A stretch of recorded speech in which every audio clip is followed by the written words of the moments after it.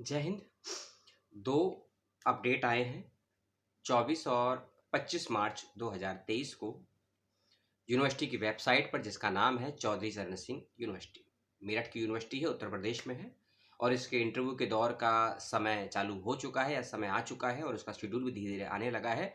उसी सीरीज़ का ये दूसरा वीडियो आपको लेकर आया हूँ और कुछ और डिपार्टमेंट के इंटरव्यू के शेड्यूल की जानकारी प्राप्त हुई है, उसी के विषय में आपसे बातचीत करनी है। लेकिन एक अच्छी खबर और है कि इसी नोटिफिकेशन में आपको ये भी बताऊँगा कि कुछ डिपार्टमेंट ने फिर से या कहें कि कुछ सीटों के लिए फिर से आवेदन निकाले हैं पीएचडी के लिए।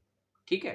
तो आप उसको भर सकते हैं या नहीं, ये मैं आपको आगे बताऊँगा और जो 2 नोटिफिकेशन आए हैं उसकी चर्चा हम वन बाय वन कर लेते हैं। उससे पहले आपके पास कुछ सवाल है, कुछ डाउट है, कुछ जिज्ञासा है इस इन्फॉर्मेशन को लेकर जो मैं आपको देने वाला हूँ, या जो इन्फॉर्मेशन मैंने पहले वाले भाग में दी थी उसको लेकर भी आप कुछ जिज्ञासा रखते हैं, सवाल आपके पास में है, कमेंट बॉक्स में उसको छोड़ दीजिएगा।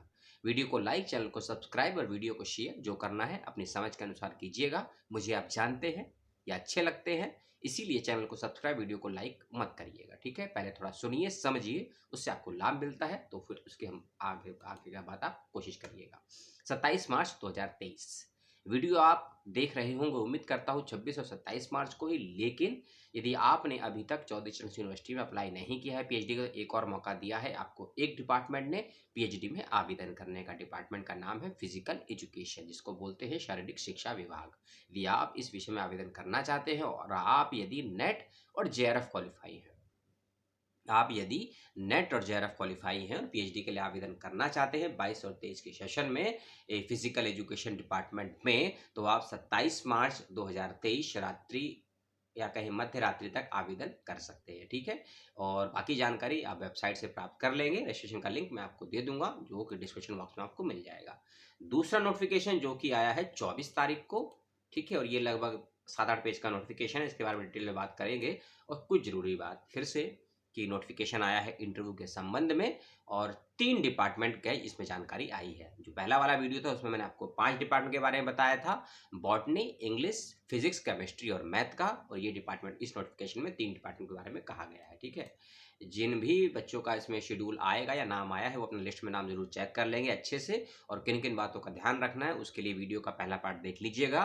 और कौन कौन से डॉक्यूमेंट आपको इंटरव्यू के टाइम पर लेकर जाने हैं डिटेल में, उसकी जानकारी मैंने वीडियो के पहले वाले भाग में दी है, जिसका लिंक मैं आपको डिस्क्रिप्शन बॉक्स में दे दूंगा। ठीक है? अब मैं केवल आपको बताऊं क्योंकि छोटा वीडियो बनाना है, एक वीडियो और बहुत जल्दी बनाना है क्योंकि रात का काफी समय हो गया है, लगभग 3 बज रहे हैं सुबह के 26 मार्च को, ताकि ये वीडियो आपको सुबह 6 बजे से पहले मिल सके।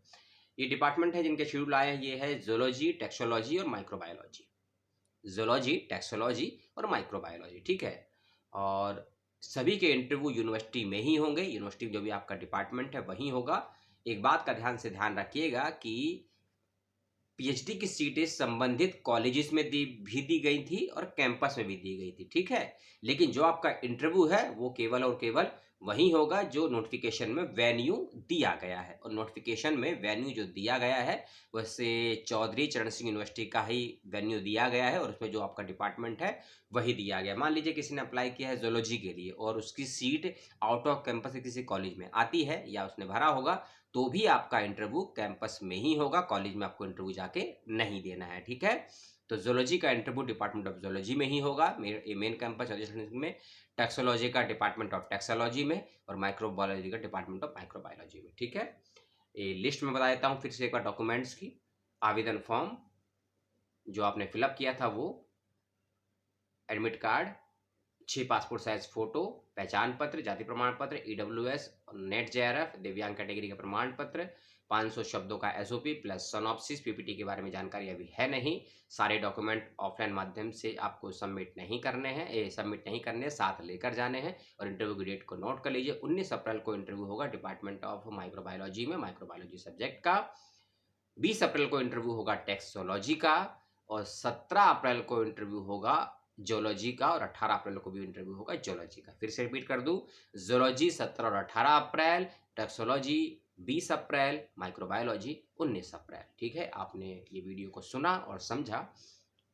आपका जो भी रिजल्ट आया था ना एंट्रेंस के बाद में, उसका प्रमाण लेकर जाइएगा, और नेट जेआरएफ यदि हैं तो उसका भी प्रमाण पत्र लेकर जाइएगा। एक और बात, ये जो लिस्ट का लिंक मैं आपको दूंगा डिस्क्रिप्शन बॉक्स में, खासकर रिजल्ट वाला जो आया है ये, इसमें अगर किसी बच्चे का नाम नहीं है और आपको लगता है कि आपने एंट्रेंस क्वालिफाई किया है या आप नेट जेआरएफ हैं, तो अगर आपने एंट्रेंस क्वालिफाई किया है लेकिन आपका नाम लिस्ट में नहीं है, तो आप उसका प्रमाण लेकर जाइए कि आपने एंट्रेंस क्वालिफाई किया है, आपका इतना स्कोर आया है। या फिर आपने नेट जेआरएफ क्वालिफाई किया था, अप्लाई करते वक्त आपका नेट जेआरएफ था या उसके बाद में नेट जेआरएफ हुआ है, लेकिन आपका नाम लिस्ट में नहीं है, तो भी आप इंटरव्यू के दिन, जो मैंने डेट आपको बताई है सब्जेक्ट वाइज, उस दिन आप इंटरव्यू के दिन पहुंचिएगा, अपने डॉक्यूमेंट वहां सबमिट करिएगा। यूनिवर्सिटी का फिर डिसीजन जो भी होगा उसको आपको मानना होगा, इंटरव्यू होगा या नहीं होगा इसका ध्यान रखें। लेकिन इसमें लिखा गया है कि जिन बच्चों का नेट जेआरएफ क्लियर है और अप्लाई करते वक्त यदि आपके पास नेट जेआरएफ नहीं था, नेट जेआरएफ का रिजल्ट देरी से आया और आपके पास अब नेट जेआरएफ का प्रमाण पत्र है, तो भी आप इंटरव्यू के लिए देने जा सकते हैं यदि आपने आवेदन